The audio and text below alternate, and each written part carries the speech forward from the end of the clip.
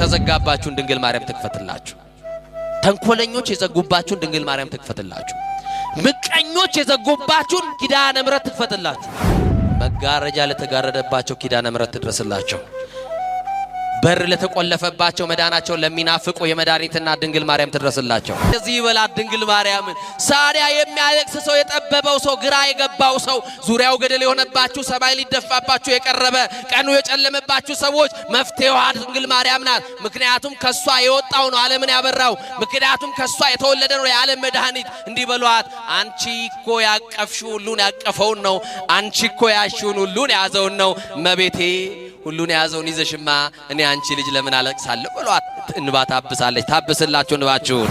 አቤት እሷ ስር የሚንበረከክ ሰው ያለው ጸጋ፣ አቤት ጠጋ ብሎ ለድንግል ማርያም የሚነግራት ሰው ያለው ክብር። እንደው የሚያስጨንቃችሁን ነገር ለጓደኛ አታማክሩ።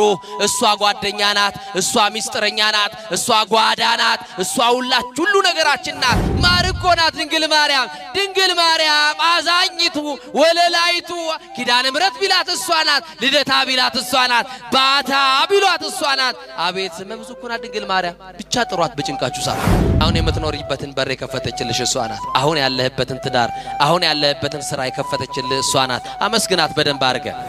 አይ ኪዳነ ምሕረት የስንቱን ችግር እንዴት እንደምትፈታ አቤት እናለቅስባት ፈጥና ስትደርስ አይደለም እንዲናት አትመሰክሩም ለሷ?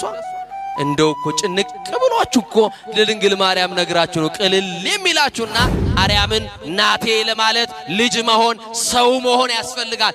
ሰው ያልሆነ ሰው ድንግል ማርያምን እመቤቴ ብሎ መጥራት አይችልም። ማርያም መታወቂያችን ናት። አመስግኗት። መታወቂያችን እኮ ነው የትም ቦታ